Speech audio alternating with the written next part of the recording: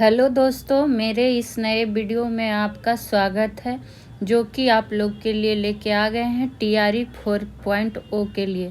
तो चलिए जानेंगे इसमें इम्पोर्टेंट प्रश्न और उसका सॉल्यूशन, वो भी आसान भाषा में। हमारा पहला प्रश्न है, निम्नलिखित में से कौन सा सुमेलित नहीं है, हमसे पूछा गया है। तो चलिए, एक तरफ विद्रोह दिया हुआ है, दूसरी तरफ वर्ष। तो हम पहले देखते हैं कि किसका किसका मिलान सही है। तो बात आई है ए में है नील विद्रोह, जो कि 1859 से 60 के बीच, तो ये सही है।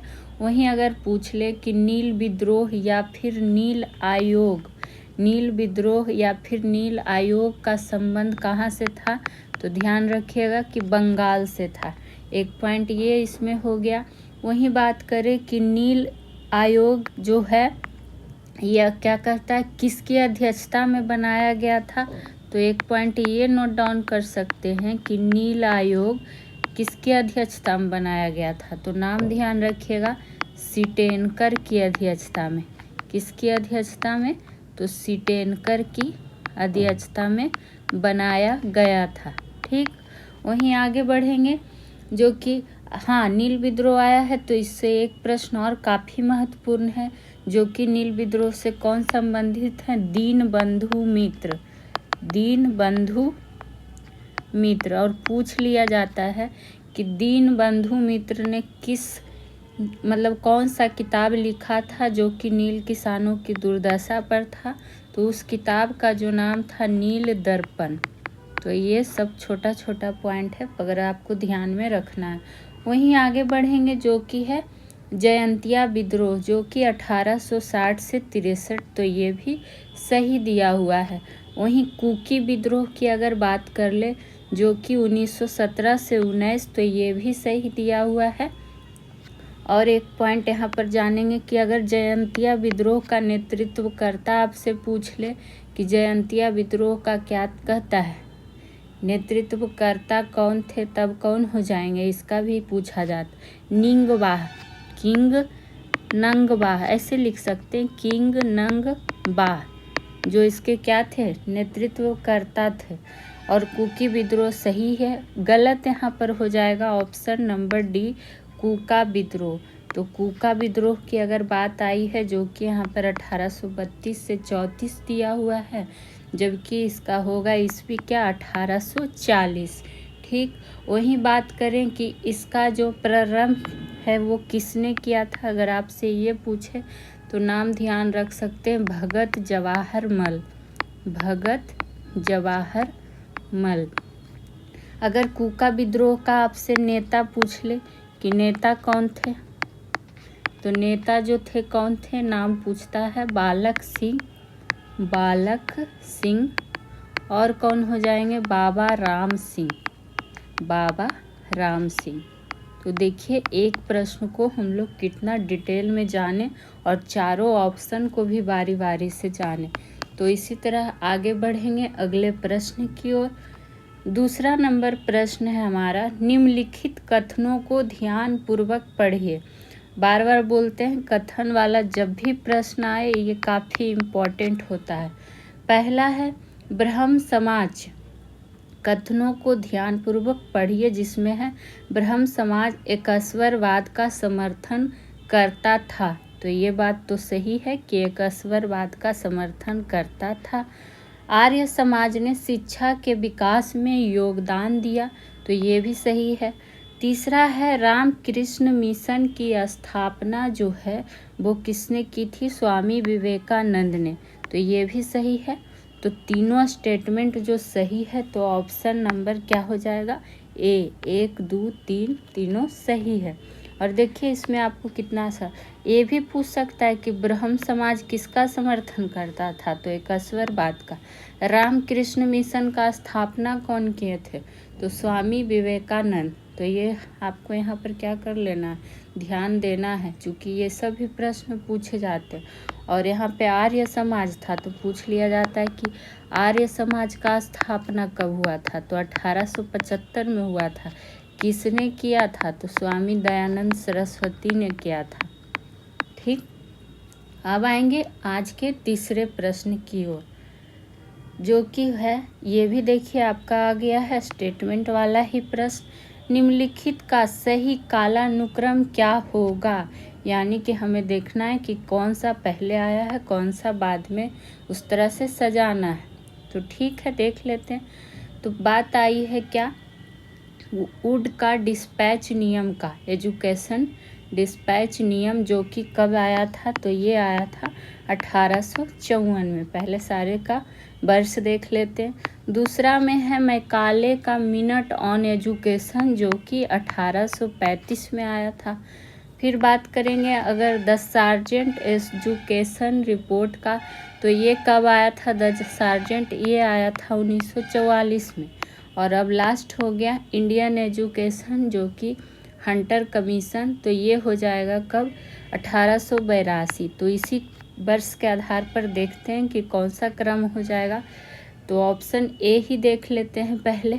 तो सही, पहले 2 नंबर पे कौन आएगा, पहले आ जाएगा 1835। तो 2 नंबर तो 2 ही ऑप्शन शुरू हो रहा है, ए और सी, तो बी और डी तो ऐसे ही कट जाएंगे। इस तरह से आप एग्ज़ाम में क्या करता है, विकल्प छाट सकते हैं।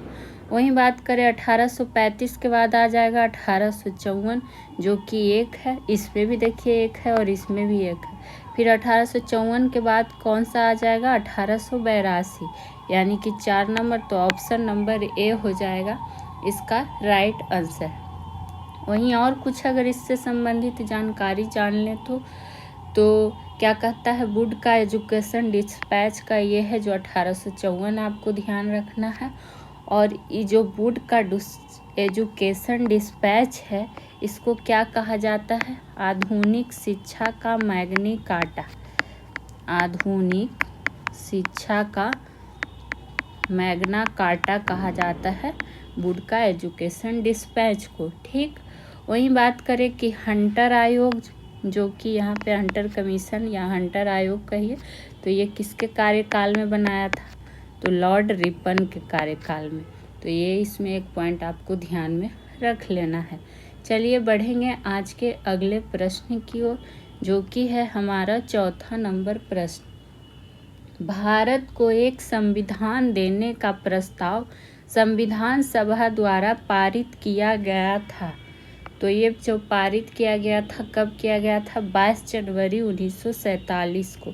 यहाँ देखिए ध्यान देने योग्य बात है कि 22 जनवरी यहाँ भी है, 22 जनवरी यहाँ भी है, तो हड़बड़ी नहीं करना, यहाँ 1946 यहाँ 1947, तो इसका आंसर होगा 22 जनवरी 1947।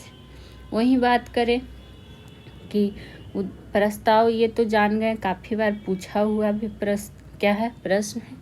वहीं बात करें कि संविधान सभा द्वारा तो ये पारित किया ही गया था। बात आ गई है अब संविधान सभा की, तो अगर पूछे लागू का डेट, तो लागू का डेट भी काफ़ी बार पूछा जाता है, तो 26 जनवरी 1950। अंगीकार कब हुआ था, तो 26 नवंबर 1949। चूँकि ये सब डेट में लोग कंफ्यूज करते हैं, इसीलिए आपको बताया जा रहा है। वहीं बात करें अगर प्रस्ताव का किस्म, उद्देश्य प्रस्ताव, चूँकि वर्ष का बात आया है तो क्यों ना और भी कुछ वर्ष के बारे में जान ले। तो उद्देश्य प्रस्ताव जो संविधान सभा के समक्ष कब प्रस्तुत किया गया था, तो 13 दिसंबर 1946 को। और 13 दिसंबर 1946 को ही क्या हुआ था, पहली बैठक भी हुई थी। तो इसमें इतना काफ़ी है, बाकी आप बहुत बार इसके बारे में पढ़ चुके हैं। चलिए बढ़ेंगे अगले प्रश्न की ओर, जो कि होगा हमारा 5वां नंबर। और आगे बढ़ने से पहले आप लोग से रिक्वेस्ट रहेगा कि अगर आपको वीडियो अच्छा लगे तो लाइक करना ना भूलें, चैनल को सब्सक्राइब करें और वीडियो को ज़्यादा से ज़्यादा शेयर करें। जो भी TRU 4.0 देने वाले हैं उनके लिए ये सेशन इम्पॉर्टेंट होगा। किस बात के फैसले में सर्वोच्च न्यायालय ने सर्वप्रथम घोषित किया कि उद्देशिका संविधान का हिस्सा नहीं है, तो उद्देशिका यानी इसको क्या कहते हैं, प्रस्तावना भी कहा जाता है।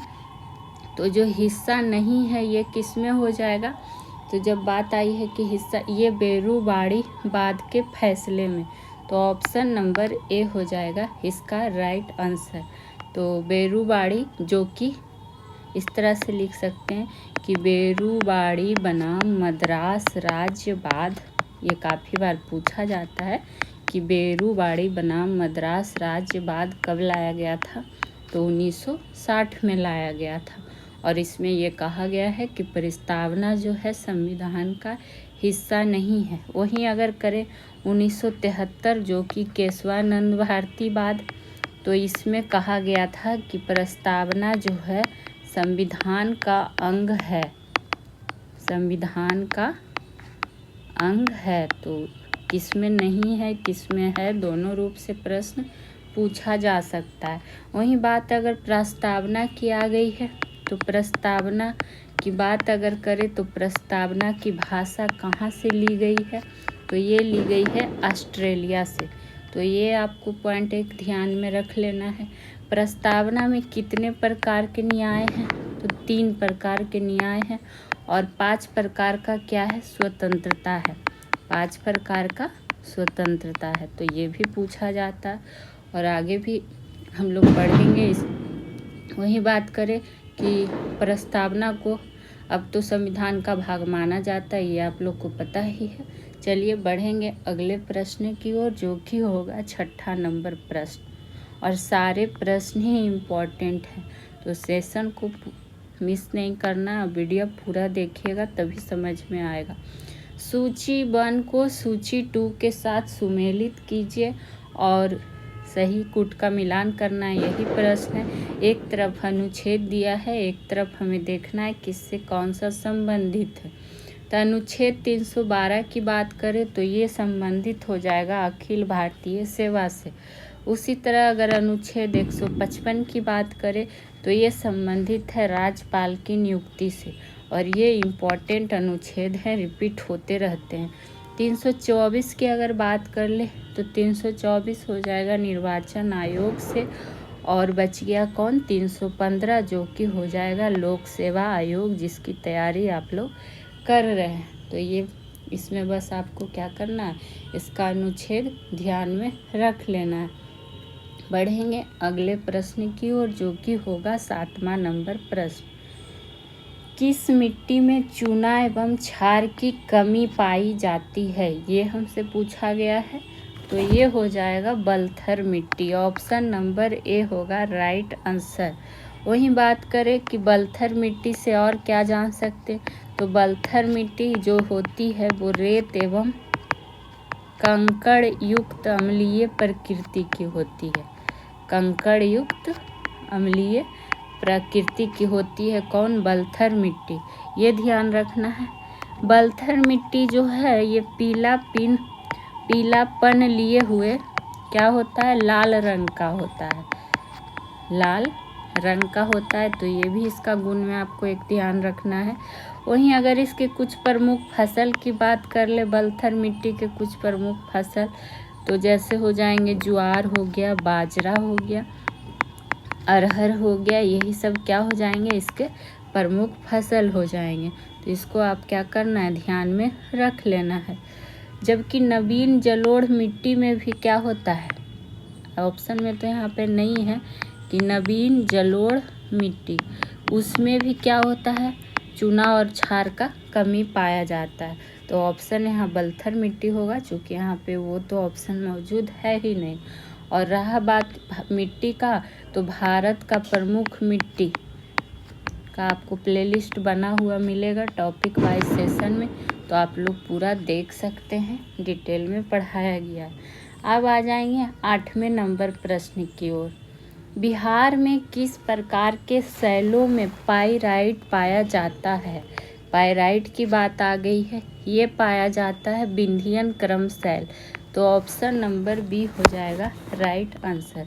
अब और इसमें क्या जान सकते हैं, तो इसका जो विंध्यन क्रम शैली है, इसका किसके बाद विकास हुआ है, तो ये कुडुप्पा क्रम शैल के बाद आया है, इसका विकास हुआ है।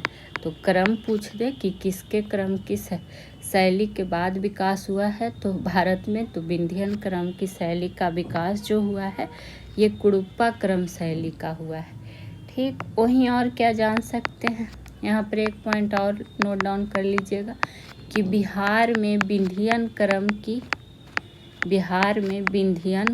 की शैली दक्षिणी पश्चिमी रोहतास और कहाँ कैमूर जिलों में पाया जाता है। तो ये एक पॉइंट नोट डाउन कर सकते हैं, इससे कैमूर जिलों में पाया जाता है। ठीक, वही बात करें कि और क्या जान सकते हैं। अगर बिहार पाइराइट का बात आया है तो बिहार जो है पाइराइट उत्पादन देश में क्या है, अग्रणी है। तो पाइराइट में अगर अग्रणी कहेगा कि कौन सा मतलब राज्य अग्रणी है, तो पाइराइट उत्पादन में देश में कौन सा राज्य अग्रणी है, तो बिहार अग्रणी है। ठीक, आ जाएंगे अगले प्रश्न की ओर, जो कि होगा 9वां नंबर प्रश्न। निम्नलिखित में से कौन सा सही सुमेलित नहीं है, तो देख लेते हैं। तो ऐसे प्रश्न पूछे जाते हैं बिहार के किसी भी एग्ज़ाम में। हम तो कहते हैं आप अगर बिहार एसएससी देने वाले हों, दरोगा देने वाले हों, बिहार दरोगा, या फिर बीपीएससी 17वीं देने वाले हों, बीपीएससी टीआरई 4 तो है ही। तो ये सब सारे एग्ज़ाम के लिए ऐसे प्रश्न महत्वपूर्ण बनते हैं बिहार का किसी भी एग्ज़ाम के लिए। तो कौन सा सुमेलित नहीं है, तो ये देख लेना है। इसमें जो सुमेलित नहीं है सीसा पूर्णिया से, तो ऑप्शन नंबर बी हो जाएगा इसका राइट आंसर। क्वार्ट जो है जो मुंगेर से है, सही है। बॉक्साइट रोहतास में पाया जाता है, फेल्सपार गया में भी पाया जाता है, लेकिन सीसा पूर्णिया से संबंधित नहीं है। चूँकि पूर्णिया जो है ये किस उत्पादन में, किस चीज़ का उत्पादन में अग्रणी जिला है, तो ये बिहार में जूट उत्पादन में क्या है, बिहार में अग्रणी जिला है। कौन, तो पूर्णिया। वहीं कुछ और खनिज का नाम है जिससे क्या कहता है संबंधित क्षेत्र आपसे पूछ सकता है, जैसे कि बॉक्साइट तो रोहतास से हो ही गया। यहीं पर एक और खनिज जो पूछा जाता है डोलोमाइट। कौन सा, तो डोलोमाइट भी क्या है, रोहतास संबंधित क्षेत्र से ही है। सेल खड़ी खनिज का एक ध्यान रख सकते हैं, सेल खड़ी जो कि गया हो गया, मुंगेर हो गया, और क्या नवादा में प्राप्ति स्थान है, इसका प्राप्त क्षेत्र है। एक ध्यान और रख सकते हैं गया में, और क्या ये क्या कहता है मोनोजाइट। कौन हो जाएगा, जो कि थोरियम का मुख्य अयस्क है मोनोजाइट। तो ये सब आप ध्यान रखिएगा। एक अभ्रक का भी पूछा जाता है जो काफ़ी रिपीट होते रहता है। तो अभ्रक का अगर क्षेत्र की बात कर ले तो गया, जमुई हो सकता है। कभी कभी आपको क्रम ही दर्शाया दिया दे रहेगा और कहेगा इसमें कौन शामिल नहीं है, तो हर रूप से प्रश्न को ध्यान रखना है। अब आएंगे आज के 10वें नंबर प्रश्न पे।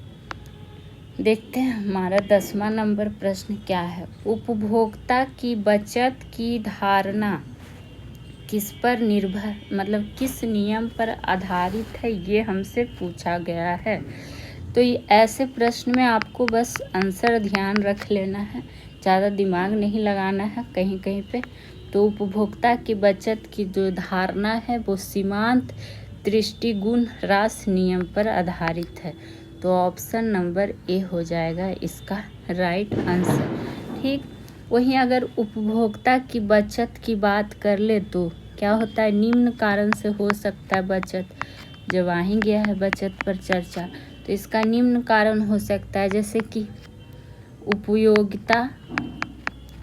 उपयोगिता ह्रास नियम का क्या होना, प्रभावी होना, ह्रास नियम का प्रभावी होना, और क्या तकनीकी उन्नति आदि ये भी हो सकता है, या फिर सभी इकाइयों के लिए एक समान मूल्य मांगा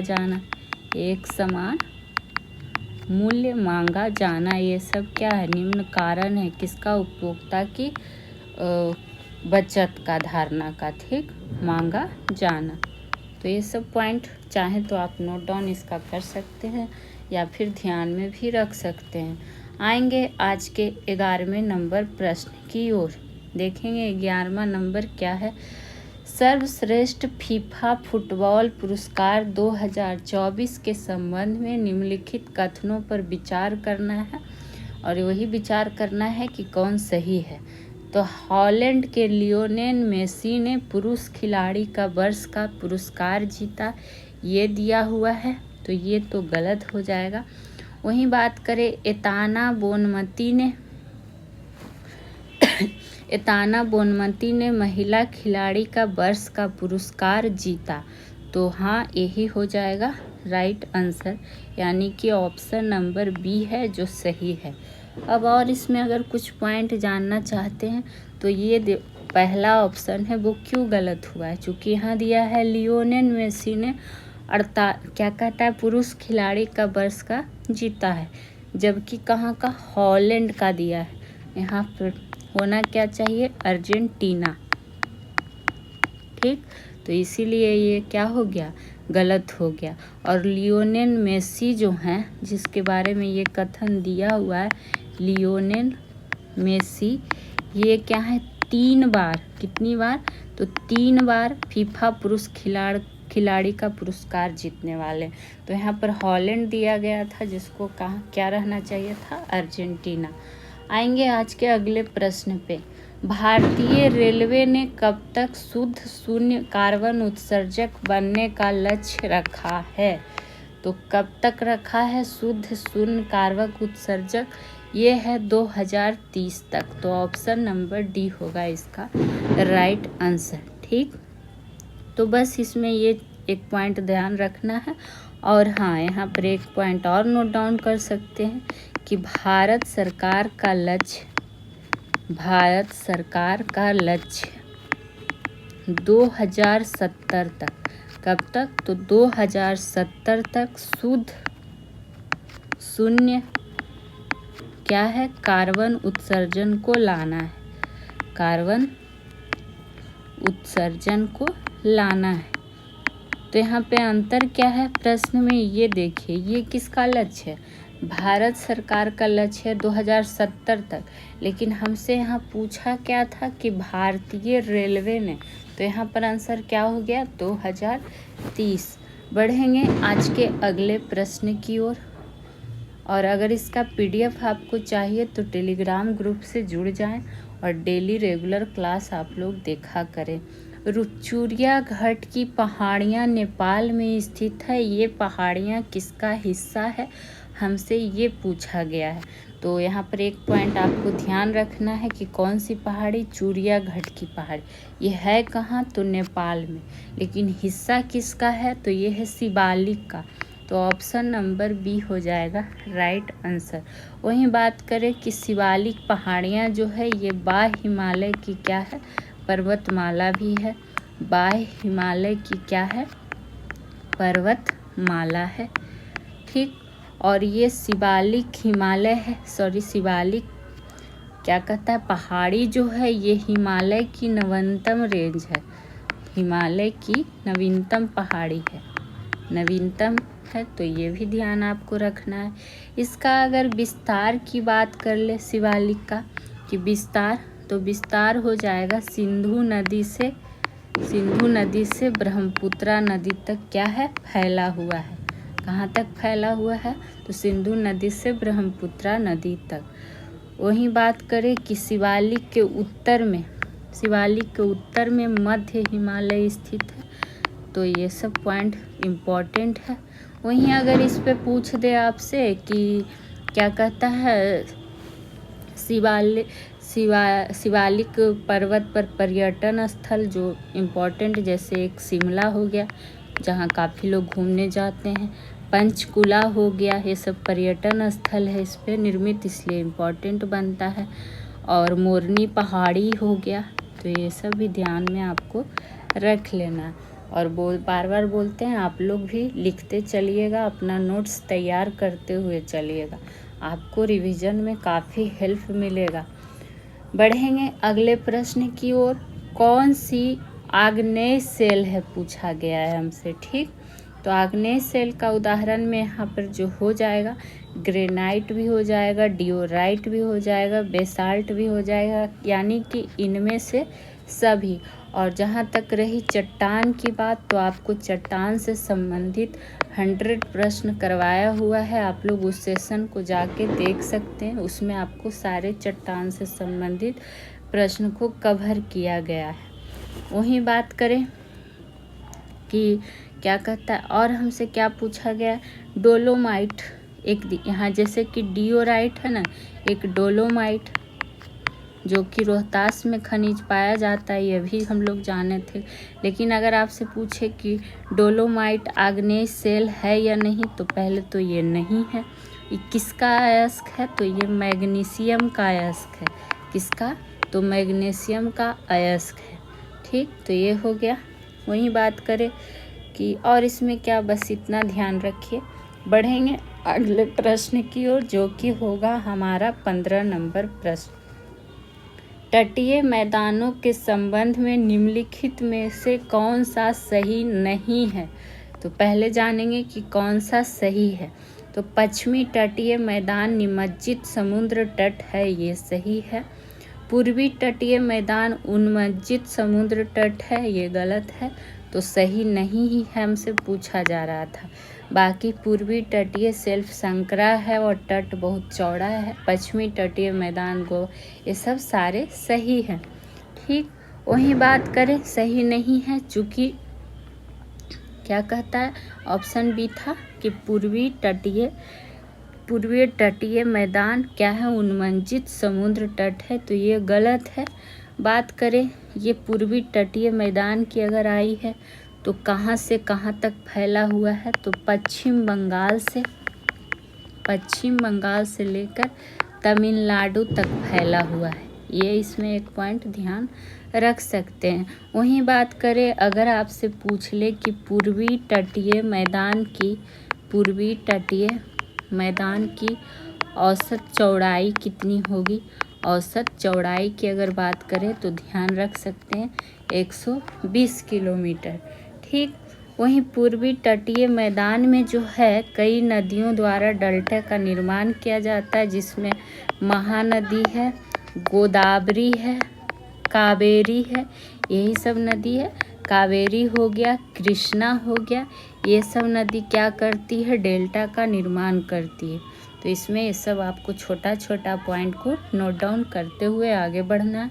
आएंगे आज के 16 नंबर प्रश्न पे। और हाँ, आप लोग से रिक्वेस्ट रहेगा कि आप लोग सपोर्ट करें। अगर वीडियो अच्छा लगे तभी चैनल को सब्सक्राइब करें और वीडियो को लाइक शेयर करना ना भूलें। और जितनी भी सुविधा है मेरे पास उसके अकॉर्डिंग हम आपको बहुत ही अच्छे प्रश्न, महत्वपूर्ण प्रश्न का कलेक्शन दे रहे हैं, सॉल्यूशन भी डिटेल्स में दे रहे हैं। तो आप लोग से आशा रहेगा कि सपोर्ट करेंगे आप लोग। अधोलिखित युग्मों में से कौन सा सही सुमेलित है, तो सही जो सुमेलित है देख लेते हैं, न्यूट्रॉन जेम्स जे चैडविक, तो यही सही है, ऑप्शन नंबर सी। वहीं इलेक्ट्रॉन का नाम बोरबेरी दे दिया है, जो कि गलत है। क्यों, चूँकि इलेक्ट्रॉन का खोजकर्ता कौन थे, तो जे थॉमसन। और अल्फा कण यहाँ क्या दिया गया है, WC रॉन्टजन, तो ये भी गलत है, चूँकि अल्फा कण का खोजकर्ता कौन था, रदरफोर्ड। और न्यूट्रॉन का चैडविक सही था। यहाँ देखिए क्या है, प्रोटॉन, तो ये भी गलत दिया हुआ है। प्रोटॉन का खोजकर्ता हो जाएगा कौन, गोल्डस्टीन। तो ये आपको क्या करना है, नोट डाउन कर लेना है। बढ़ेंगे अगले प्रश्न की ओर, जो कि होगा 17 नंबर प्रश्न। किसी परमाणु नाभिक का आइसोटोप वह नाभिक है जिसमें, एक तरह से आपसे इसका परिभाषा ही पूछ रहा है और पूछा जाता है ऐसा प्रश्न, स्टेटमेंट के रूप में काफ़ी पूछा जाता है, तो इसीलिए ऐसा प्रश्न आपके लिए लाया जाता है। तो इसमें होता क्या है कि आइसोटोप में प्रोटॉन की जो संख्या है वो समान होगी, लेकिन जो न्यूट्रॉन की संख्या है वो भिन्न होगी। तो ऑप्शन नंबर बी हो जाएगा राइट आंसर। इसको आपको क्या करना है, ध्यान में रख लेना है, क्या रहेगा कि और हाँ, वही बात करें, एक देखिए आइसोटोप होता है और एक आइसोबार भी होता है। तो कंफ्यूज नहीं, यहाँ से आइसोटोप पूछा गया। एक समस्थानिक और एक समभारिक होता है। तो समस्थानिक जो हुआ, समस्थानिक होगा जिसमें कि परमाणु क्रमांक यानी कि परमाणु संख्या एटॉमिक नंबर जो है वो समान रहेगा, लेकिन जो एटॉमिक मास है वो क्या रहेगा, भिन्न रहेगा। ठीक, तो ये ध्यान रखना है। बात करेगा अगर समभारिक का, ठीक, तो समभारिक का क्या होगा कि एटॉमिक मास होगा जो समान होगा और जो एटॉमिक नंबर होगा वो भिन्न होगा, यानी एक दूसरे का अपोजिट। तो इसमें थोड़ा कंफ्यूज हो जाते हैं लोग, तो ये आपको क्या करना है, ध्यान रख लेना है। अब बढ़ेंगे अगले प्रश्न की ओर, जो कि होगा हमारा 18वां नंबर प्रश्न। निम्नलिखित पदार्थों में से कौन सा फोटोग्राफी में एक एंटीक्लोर के रूप में प्रयुक्त होता है? किस रूप में? तो एंटीक्लोर के रूप में। ये होगा सोडियम थायोसल्फेट। तो ऑप्शन नंबर बी होगा इसमें राइट आंसर। ठीक, तो अवशिष्ट क्लोरीन कहिए, अवशिष्ट क्लोरीन, या फिर क्या कह सकते हैं, हाइपोक्लोराइड। इसको हटाने के लिए, क्या करने के लिए, हटाने के लिए एंटीक्लोर, जो कि यहाँ पे पूछा गया है, एंटीक्लोर नामक कारक का क्या करते हैं, उपयोग करते हैं। तो ये आप इसमें ध्यान रख सकते हैं। और इन्हीं एंटीक्लोर में से जो सोडियम थायोसल्फेट है वो क्या है आपको बताया गया, जिसका उपयोग क्या होता है, फोटोग्राफी में होता है। तो ये आपको ध्यान रखना, चूँकि ये जो फोटोग्राफी में सोडियम थायोसल्फेट का उपयोग है, ये रंग बनाने का क्षमता रखता है। क्या करने का रखता है? तो रंग बनाने की क्षमता इसमें रखता है। अब बढ़ेंगे 19वें प्रश्न की ओर, लेकिन आगे बढ़ने से पहले आप लोग को पता ही है कि डेली का आपसे 3 प्रश्न पूछा जाता है और आपको उसका आंसर देना है, और इम्पॉर्टेंट प्रश्न रहते हैं रिवीजन के हिसाब से ही। तो आज का जो पहला प्रश्न है आपके लिए वो क्या है? पहला प्रश्न है आपके लिए कि 10वीं अनुसूची किससे संबंधित है, ये आपको बताना है, और आप लोग सारे लोग आंसर किया कीजिए। दूसरा प्रश्न है आपका आज के लिए कि बंगाल विभाजन पूरी तरह से लागू कब हुआ था, एग्जैक्ट डेट आपको बताना है। तीसरा प्रश्न है तेल्हाड़ा संग्रहालय किस जिला में है, ये आपको बताना है, तीनों का आंसर। और कल जो आपसे प्रश्न पूछा गया था उसका आंसर भी हम बता देते हैं। तो कल आपसे पहला प्रश्न पूछा गया था कि बिहार सोशलिस्ट पार्टी का गठन कब हुआ था, तो 1931 में। दूसरा प्रश्न आपसे पूछा गया था सिमलीपाल राष्ट्रीय उद्यान कहाँ है, तो उड़ीसा में। तीसरा प्रश्न आपसे पूछा गया था कि दक्षिण भारत की सबसे ऊंची चोटी, जो कि हो जाएगी अनामुड़ी। तो ये तो हो गया प्रश्न आंसर। अब जानेंगे आज के 19वें नंबर प्रश्न को, और सारे विषय का प्रश्न आपके लिए शामिल किया गया है, आप लोग देख ही रहे होंगे। केंद्रीय बजट 2024-25 का पीएम पैकेज योजना का मुख्य उद्देश्य क्या है, ये हमसे पूछा गया है। तो 2024-25 का जो पीएम पैकेज योजना है, ये मुख्य उद्देश्य है रोजगार एवं कौशल विकास। तो ऑप्शन नंबर बी हो जाएगा राइट आंसर। और यहाँ पीएम पैकेज योजना जो है उसमें कितने योजना शामिल है, तो 5 योजना, ये भी आपको ध्यान रख लेना है। 5 योजना की अगर बात कर ले तो पहला योजना में जो है पहली बार रोजगार प्राप्त करने वाले, ठीक, तो ये तो देखिए रोजगार एवं विकास कौशल हो ही गया एक योजना। दूसरा योजना है क्या, इंटर्नशिप अवसर मिलेगा। तीसरा योजना हो जाएगा कि नियोक्ता को सहारा। चौथा योजना हो जाएगा कि पहली बार रोजगार प्राप्त करने वाले, यानी कि ये सब सारे किसके अंतर्गत आ जाएंगे, रोजगार एवं कौशल विकास के ही अंतर्गत आ जाएंगे। बढ़ेंगे आज के अंतिम प्रश्न की ओर, जो कि होगा 20वां नंबर। अंतरिक्ष में जाने वाली पहली, तो पहली है तो इसको करिए स्टार मार्क। पहली अरब महिला अंतरिक्ष यात्री कौन बनी है, तो ये कौन बन गई हैं, ये रहना बरनावी। तो ऑप्शन नंबर सी हो जाएगा राइट आंसर, और ये करंट की दृष्टि से महत्वपूर्ण है, तो इसको बस आप ये क्वेश्चन का आंसर ध्यान रख सकते हैं। तो आज के सेशन के लिए इतना ही, फिर मिलेंगे नेक्स्ट सेशन में टॉप प्रश्नों का कलेक्शन के साथ। तो चैनल को सब्सक्राइब करना ना भूलें। Thank you.